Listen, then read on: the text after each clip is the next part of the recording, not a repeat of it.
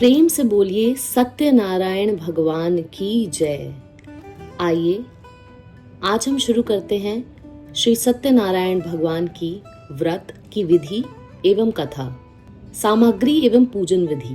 केले के खंबे, पंचपल्लव, कलश, पंचरत्न, चावल, कपूर, धूप, पुष्पों की माला, श्रीफल, ऋतुफल, अंगवस्त्र, निवेद, कलावा, आम के पत्ते, यज्ञोपवीत, वस्त्र, गुलाब के फूल, दीप, तुलसी दल, पान, पंचामृत, केसर, बंधनवार, चौकी।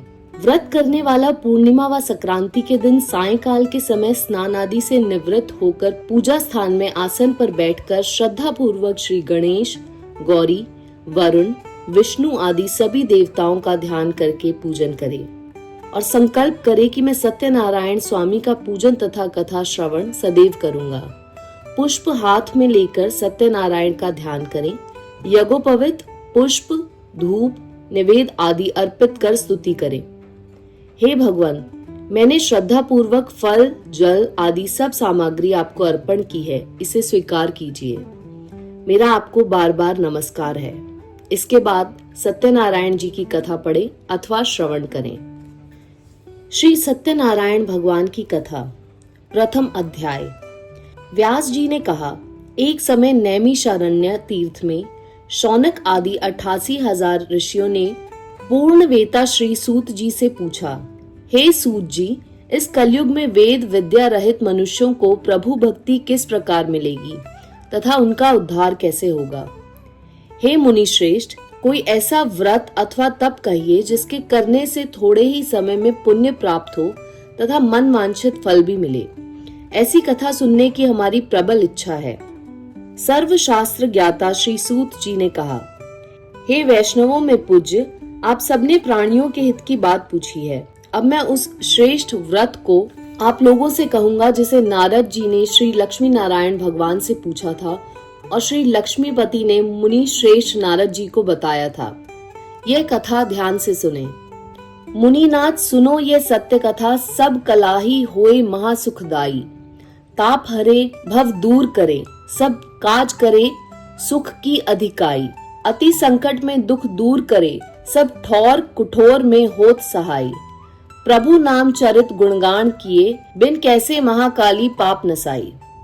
एक समय योगीराज नारद दूसरों के हित की इच्छा से सभी लोकों में घूमते हुए मृत्यु लोक में आ पहुंचे।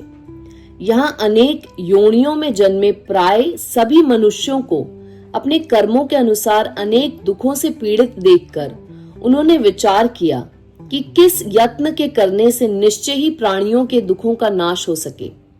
ऐसा मन में विचारक श्री नारद विष्णु लोक गए। वहां श्वेत वर्ण और 4 भुजाओं वाले देवों के ईश भगवान नारायण को, जिनके हाथों में शंख, चक्र और गदा थे तथा वर्णमाला पहने हुए थे, देखकर स्तुति करने लगे। नारद जी ने कहा, हे भगवान, आप अत्यंत शक्ति से संपन्न हैं। मन तथा वाणी भी आपको नहीं पा सकती। आपका आदि मध्य अंत भी नहीं है। आप निर्गुण स्वरूप सृष्टि के कारण भक्तों के दुखों को नष्ट करने वाले हो।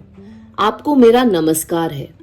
नारद जी से इस प्रकार की स्तुति सुनकर विष्णु भगवान बोले, हे मुनि श्रेष्ठ, आपके मन में क्या है? आपका किस काम के लिए यहाँ आगमन हुआ है? निसंकोच कहें। तब नारद मुनि ने कहा, मृत्यु लोक में सब मनुष्य जो अनेक योनियों में पैदा हुए हैं, अपने अपने कर्मों द्वारा अनेक प्रकार के दुखों से दुखी हो रहे हैं। हे नाथ, यदि आप मुझ पर दया रखते हैं तो बताइए कि उन मनुष्यों के सब दुख थोड़े से ही प्रयत्न से कैसे दूर हो सकते हैं। श्री विष्णु भगवान ने कहा, हे नारद, मनुष्यों की भलाई के लिए तुमने ये बहुत अच्छा प्रश्न किया है। जिस व्रत के करने से मनुष्य मोह से छूट जाता है, वह व्रत मैं तुमसे कहता हूँ, सुनो। बहुत पुण्य देने वाला, स्वर्ग तथा मृत्यु लोक दोनों में दुर्लभ एक उत्तम व्रत है, जो आज मैं प्रेम वश होकर तुमसे कहता हूँ। श्री सत्यनारायण भगवान का यह व्रत विधि विधान पूर्वक संपन्न करके मनुष्य इस धरती पर सुख भोग कर मरने पर मोक्ष को प्राप्त होता है। विष्णु भगवान के वचन सुनकर नारद मुनि बोले, हे भगवान, उस व्रत का फल क्या है? क्या विधान है, इससे पूर्व किसने ये व्रत किया है और किस दिन ये व्रत करना चाहिए, कृपया मुझे विस्तार से बताएं। श्री विष्णु भगवान ने कहा, हे नारद, दुख शोक आदि दूर करने वाला यह व्रत सब स्थानों पर विजयी करने वाला है।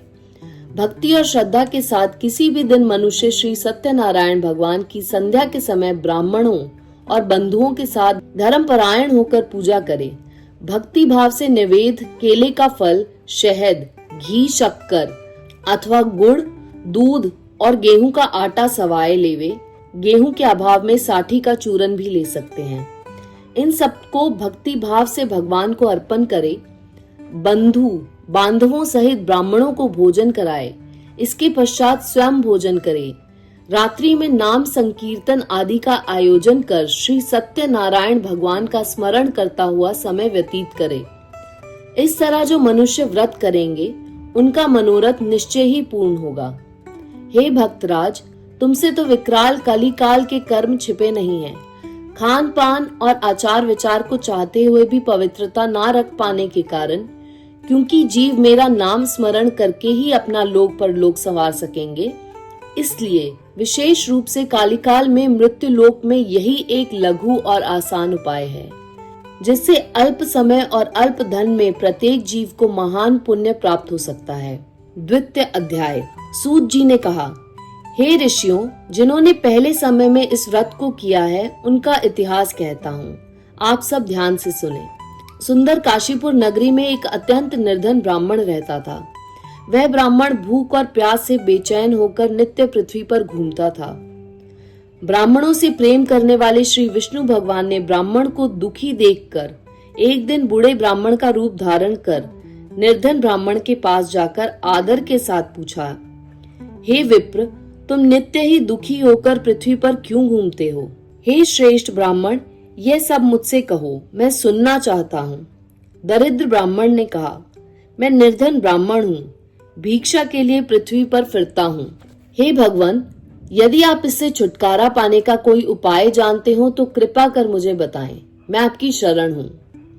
वृद्ध ब्राह्मण का रूप धारण किए हुए श्री विष्णु भगवान ने कहा, हे ब्राह्मण, श्री सत्यनारायण भगवान मन वांछित फल देने वाले हैं, इसलिए तुम उनका पूजन करो, जिसके करने से मनुष्य सब दुखों से मुक्त हो जाता है।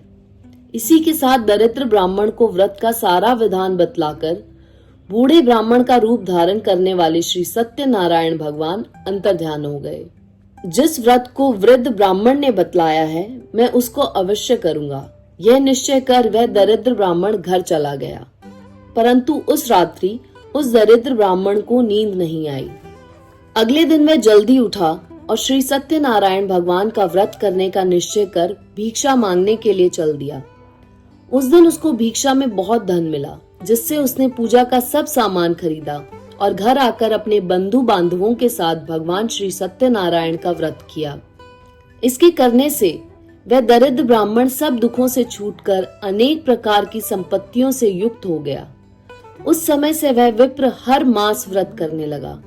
सत्यनारायण भगवान के व्रत को जो शास्त्र विधि के अनुसार श्रद्धा पूर्वक करेगा, वह सब पापों से छूटकर मोक्ष को प्राप्त होगा।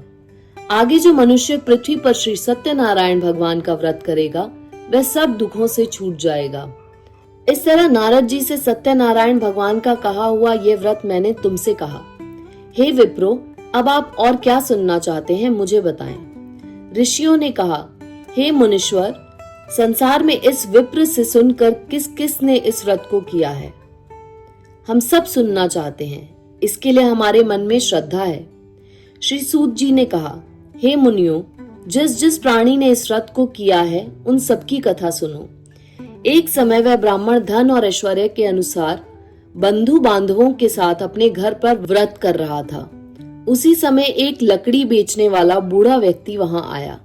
उसने सिर पर रखा लकड़ियों का गट्ठर बाहर रख दिया और विप्र के मकान में चला गया।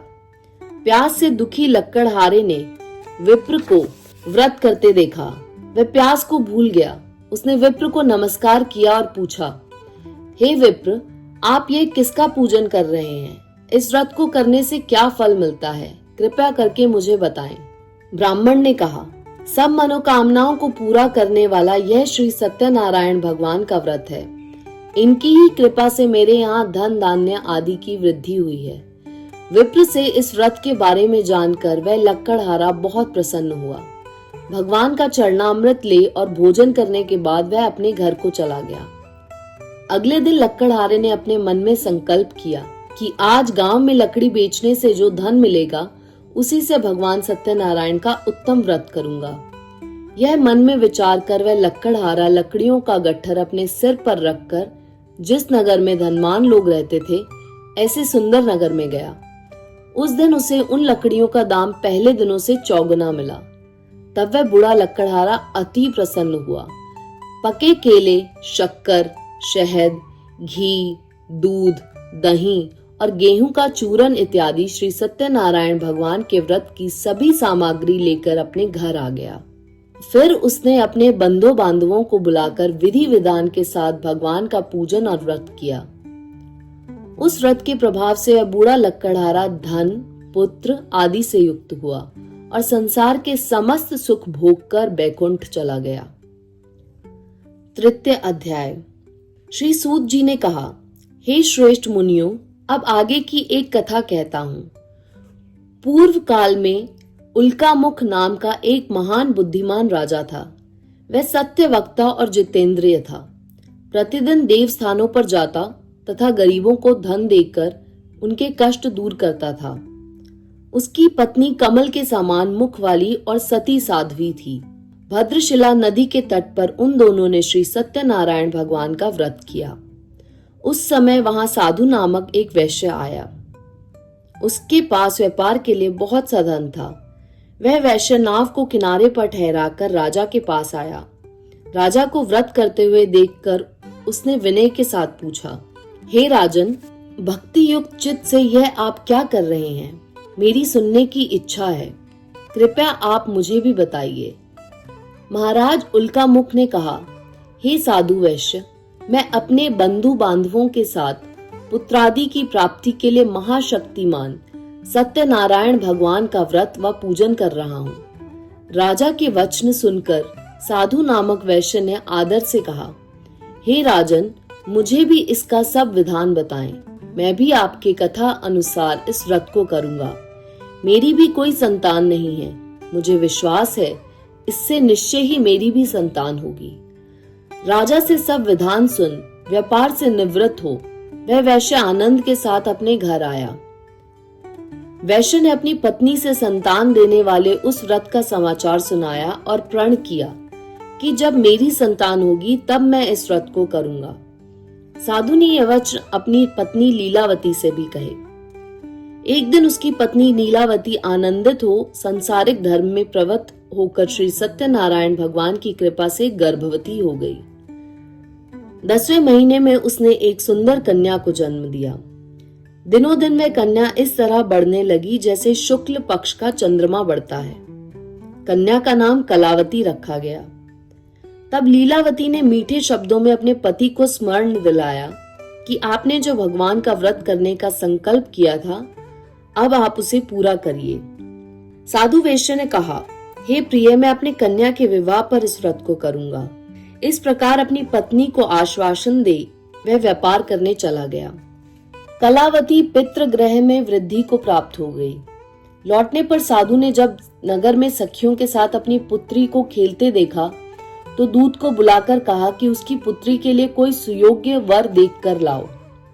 साधु नामक वैश्य की आज्ञा पाकर दूत कंचन नगर पहुंचा और खोज कर और देखभाल कर वैश्य की लड़की के लिए एक सुयोग्य वाणिक पुत्र ले आया। उस सुयोग्य लड़के को देखकर साधु नामक वैश्य ने अपने बंधु बांधवों सहित प्रसन्न चित्त होकर अपनी पुत्री का विवाह उसके साथ कर दिया। दुर्भाग्य से वह विवाह के समय भी सत्यनारायण भगवान का व्रत करना भूल गया। इस पर श्री भगवान क्रोधित हो गए। उन्होंने वैश्य को श्राप दिया कि तुम्हें दारुण दुख प्राप्त होगा।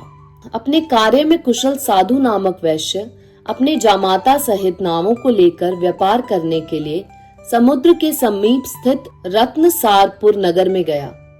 दोनों ससुर जमाई चंद्रकेतु राजा के उस नगर में व्यापार करने लगे। एक दिन भगवान सत्यनारायण की माया से प्रेरित एक चोर राजा का धन चुराकर भागा जा रहा था। राजा के दूतों को अपने पीछे वेग से आते देखकर चोर ने घबराकर राजा के धन को वही नाव में चुपचाप रख दिया जहां वह ससुर जमाई ठहरे हुए थे और भाग गया। जब दूतों ने उस साधु वैश्य के पास राजा के धन को देखा तो ससुर जामाता दोनों को बांध कर ले गए और राजा के समीप जाकर बोले, हम ये 2 चोर पकड़कर लाए हैं, देखकर आज्ञा दें। तब राजा ने बिना उनकी बात सुने ही उन्हें कारागार में डालने की आज्ञा दे दी। इस प्रकार राजा की आज्ञा से उनको कठिन कारावास में डाल दिया गया तथा उनका धन भी छीन लिया गया। सत्यनारायण भगवान के श्राप के कारण साधु वैश्य की पत्नी लीलावती व पुत्री कलावती भी घर पर बहुत दुखी हुई। उनके घर में रखा धन चोर चुरा कर ले गए। शारीरिक व मानसिक पीड़ा तथा भूख प्यास से अति दुखित हो भोजन की चिंता में कलावती कन्या एक ब्राह्मण के घर गई। उसने ब्राह्मण को श्री सत्यनारायण भगवान का व्रत करते देखा। उसने कथा सुनी तथा प्रसाद ग्रहण कर रात को घर आई। माता ने कलावती से पूछा, हे पुत्री, तू अब तक कहाँ रही व तेरे मन में क्या है? कलावती बोली, हे माता, मैंने एक ब्राह्मण के घर श्री सत्यनारायण भगवान का व्रत होते देखा है। कन्या के वचन सुनकर लीलावती ने सत्यनारायण भगवान के पूजन की तैयारी की। उसने परिवार और बंधुओं सहित श्री सत्यनारायण भगवान का पूजन व व्रत किया और वर मांगा कि मेरे पति और दामाद शीघ्र ही घर लौट आएं। साथ ही प्रार्थना करी कि हम सबका अपराध क्षमा करो। श्री सत्यनारायण भगवान इस व्रत से संतुष्ट हो गए। उन्होंने राजा चंद्रकेतु को स्वप्न में दर्शन देकर कहा, हे राजन, जिन दोनों वैश्यों को तुमने बंदी बना रखा है वे निर्दोष है। उन्हें प्रातः ही छोड़ दो। उनका सब धन जो तुमने ग्रहण किया है लौटा दो, अन्यथा मैं तेरा धन, राज्य, पुत्र आदि सब नष्ट कर दूंगा। राजा से ऐसा वचन कहकर भगवान अंतर्ध्यान हो गए। प्रातःकाल राजा चंद्रकेतु ने सभा में सबको अपना स्वप्न सुनाया और सैनिकों को आज्ञा दी कि दोनों वाणिक पुत्रों को कैद से मुक्त कर सभा में लाया जाए। दोनों ने आते ही राजा को प्रणाम किया। राजा ने कोमल वचनों में कहा, हे महानुभावों, तुम्हें भावी वर्ष ऐसा कठिन दुख प्राप्त हुआ है। अब तुम्हें कोई भय नहीं है, तुम मुक्त हो। इसके बाद राजा ने उनको नए नए वस्त्र आभूषण पहनवाए तथा उनका जितना धन लिया था उससे दूना लौटाकर आदर से विदा किया। दोनों वैश्य अपने घर को चल दिए। चतुर्थ अध्याय। श्री सूत जी ने आगे कहा, वैश्य ने मंगल आचार्य करके यात्रा आरंभ की और अपने नगर को चला। उनके थोड़ी दूर आगे बढ़ने पर दंडी वेशधारी श्री सत्यनारायण भगवान ने उससे पूछा, हे साधु, तेरी नाव में क्या है? अभिमानी वाणिक हंसता हुआ बोला, हे दंडी, आप क्यों पूछते हो? क्या धन लेने की इच्छा है? मेरी नाव में तो बेल के पत्ते भरे हैं। वैश्य का कठोर वचन सुनकर दंडी वेशधारी श्री सत्यनारायण भगवान ने कहा, तुम्हारा वचन सत्य हो। ऐसा कहकर वह वहां से चले गए और कुछ दूर जाकर समुद्र के किनारे बैठ गए। दंडी महाराज के जाने के पश्चात वैश्य ने नित्य क्रिया से निवृत्त होने के बाद नाव को ऊंची उठी देखकर अचंभा किया तथा नाव में बेल पत्ते आदि देखकर मूर्छित हो जमीन पर गिर पड़ा। मूर्छा खुलने पर अत्यंत शोक प्रकट करने लगा। तब उसके जमाता ने कहा, आप शोक ना करें, यह दंडी महाराज का श्राप है, अतः उनकी शरण में ही चलना चाहिए, तभी हमारी मनोकामना पूरी होगी। जमाता के वचन सुनकर वह साधु नामक वैश्य साधु महाराज के पास पहुंचा और अत्यंत भक्ति भाव से प्रणाम करके बोला, मैंने जो आपसे असत्य वचन कहे थे उसके लिए मुझे क्षमा करें। ऐसा कहकर महान शोकातुर होकर रोने लगा। तब दंडी भगवान बोले, हे वाणिक पुत्र, मेरी आज्ञा से बार बार तुझे दुख प्राप्त हुआ है, तू मेरी पूजा से विमुख हुआ है। साधु नामक वैश्य ने कहा, हे भगवान, आपकी माया से ब्रह्मा आदि देवता भी आपके रूप को नहीं जान पाते, तब मैं अज्ञानी भला कैसे जान सकता हूँ? आप प्रसन्न होइए, मैं अपनी सामर्थ्य के अनुसार आपकी पूजा करूंगा। मेरी रक्षा करो और पहले के समान मेरी नौका को धन से पूर्ण कर दो। उसके भक्ति युक्त वचन सुनकर श्री सत्यनारायण भगवान प्रसन्न हो गए और उसकी इच्छा अनुसार वर देकर अंतर्ध्यान हो गए। तब शव सुर व जमाता दोनों ने नाव पर आकर देखा कि नाव धन से परिपूर्ण है। फिर वह भगवान सत्यनारायण का पूजन कर साथियों सहित अपने नगर को चला। जब वह अपने नगर के निकट पहुंचा तब उसने एक दूत को अपने घर भेज दिया। दूत ने साधु नामक वैश्य के घर जाकर उसकी पत्नी को नमस्कार किया और कहा, आपके पति आपके दामाद सहित इस नगर के समीप आ गए हैं। लीलावती और उनकी कन्या कलावती उस समय भगवान का पूजन कर रही थी। दूत का वचन सुनकर साधु की पत्नी ने बड़े हर्ष के साथ सत्यदेव का पूजन पूर्ण किया और अपनी पुत्री से कहा, मैं अपने पति के दर्शन को जाती हूँ, तू कार्य पूर्ण कर शीघ्र आ जाना। परंतु कलावती पूजन एवं प्रसाद छोड़कर अपने पति के दर्शन के लिए चली गई। प्रसाद की अवज्ञा के कारण सत्यदेव ने रुष्ट हो उसके पति को नाव सहित पानी में डुबा दिया। कलावती अपने पति को ना देखकर रोती हुई जमीन पर गिर गई। नौका को डूबा हुआ तथा कन्या को रोती हुई देख साधु नामक वैश्य दुखित हो बोला, हे प्रभु, मुझसे या मेरे परिवार से जो भूल हुई है उसे क्षमा करो। उसके दीन वचन सुनकर सत्यदेव भगवान प्रसन्न हो गए। आकाशवाणी हुई, हे वैश्य, तेरी कन्या मेरा प्रसाद छोड़कर आई है, इसलिए इसका पति अदृश्य हुआ है। यदि वह घर जाकर प्रसाद खाकर लौटे तो इसका पति अवश्य मिलेगा। आकाशवाणी सुनकर कलावती ने घर पहुंचकर प्रसाद खाया और फिर आकर अपने पति के दर्शन किए। तत्पश्चात साधु वैश्य ने वही बंधु बांधवों के सहित सत्यदेव का विधि पूर्वक पूजन किया। वह इस लोक का सुख भोग कर अंत में स्वर्गलोक को गया। पंचम अध्याय। श्री सूत जी ने आगे कहा, हे ऋषियों, मैं एक और भी कथा कहता हूँ, सुनो। प्रजा पालन में लीन तुंगध्वज नाम का एक राजा था। उसने भगवान सत्यदेव का प्रसाद त्याग कर बहुत दुख पाया। एक समय राजा वन में वन्य पशुओं को मारकर बड़ के वृक्ष के नीचे आया। वहां उसने ग्वालों को भक्ति भाव से बंधु बांधवों सहित श्री सत्यनारायण जी का पूजन करते देखा। परंतु राजा देखकर भी अभिमानवश ना तो वहां गया और ना ही सत्यदेव भगवान को नमस्कार ही किया। जब ग्वालों ने भगवान का प्रसाद उसके सामने रखा तो वह प्रसाद त्याग कर अपने नगर को चला गया। नगर में पहुंचकर उसने देखा कि उसका सब कुछ नष्ट हो गया है। वह समझ गया कि यह सब भगवान सत्यदेव ने ही किया है। तब वह उसी स्थान पर वापस आया और ग्वालों के समीप गया और विधि पूर्वक पूजन कर प्रसाद खाया तो सत्यनारायण की कृपा से सब कुछ पहले जैसा ही हो गया और दीर्घ काल तथा सुख भोग कर मरने पर स्वर्ग लोक को चला गया। जो मनुष्य इस परम दुर्लभ व्रत को करेगा, श्री सत्यनारायण भगवान की कृपा से उसे धन धान्य की प्राप्ति होगी। बंदी बंधन से मुक्त होकर निर्भय हो जाता है। संतानहीन को संतान प्राप्त होती है तथा सब मनोरथ पूर्ण होकर अंत में वह बैकुंठ धाम को जाता है। जिन्होंने पहले इस व्रत को किया, अब उनके दूसरे जन्म की कथा भी सुनिए। शतानंद नामक वृद्ध ब्राह्मण ने यह व्रत किया, जिसने सुदामा के रूप में जन्म लेकर श्री कृष्ण की भक्ति कर मोक्ष प्राप्त किया। उल्कामुख नाम के महाराज इस व्रत के पुण्य से राजा दशरथ बने और श्री रंगनाथ का पूजन कर मृत्यु के बाद बैकुंठ लोक को प्राप्त हुए। साधु नाम के वैश्य ने सत्य प्रतिज्ञ राजा मोरध्वज बनकर अपने पुत्र को ओर से चीरकर मोक्ष प्राप्त किया। वह भी इसी व्रत का फल था। इसी तरह महाराज तुंगध्वज स्वयं भू मनु हुए, जिन्होंने बहुत से लोगों को भगवान की भक्ति में लीन कर मोक्ष प्राप्त किया।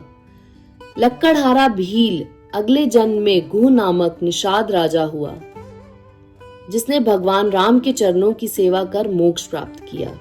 बोलिए सत्यनारायण भगवान की जय। आरती श्री सत्यनारायण जी की। जय लक्ष्मी रमना स्वामी, जय लक्ष्मी रमना।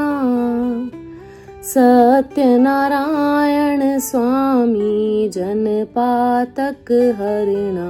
ओम जय लक्ष्मी रमना।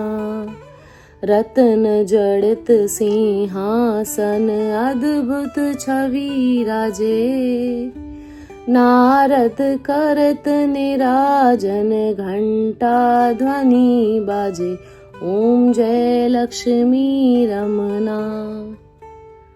प्रगट भये कलि कारण द्विज को दर्श दियो, बूढ़ो ब्राह्मण बन कर कंचन महल कियो, ओम जय लक्ष्मी रमना। दुर्बल भील कठारो इन पर कृपा करी, चंद्रचूड़िक राजा जिनकी विपत्ति हरी, ओम जय लक्ष्मी रमना। वैश्य मनोरथ पायो श्रद्धा तज दीनी, सो फल भोग्य प्रभु जी फिर स्तुति किनी, ओम जय लक्ष्मी रमना। भाव भक्ति के कारण छिन छिन रूप धरो, श्रद्धा धारण कीनी तिनको काज सरो, ओम जय लक्ष्मी रमना। ग्वाल बाल संग राजा वन में भक्ति करी, मन वांछित फल दीनो दीन दयाल हरि, ओम जय लक्ष्मी रमना। चढ़त प्रसाद सवाया कदली फल सेवा, धूप दीप तुलसी से राजी सतदेवा, ओम जय लक्ष्मी रमना। श्री सत्यनारायण जी की आरती जो कोई नर गावे, कहत शिवानंद स्वामी मनवांछित फल पावे, ओम जय लक्ष्मी रमना। ओम जय लक्ष्मी रमना। सब बोलो सत्यनारायण भगवान की जय। हम सत्यनारायण भगवान से प्रार्थना करते हैं कि वे सबके दुख हरें और सबको मनवांछित फल दें। यदि आपको ये कथा पसंद आई हो तो चैनल को सब्सक्राइब करना ना भूलें। धन्यवाद।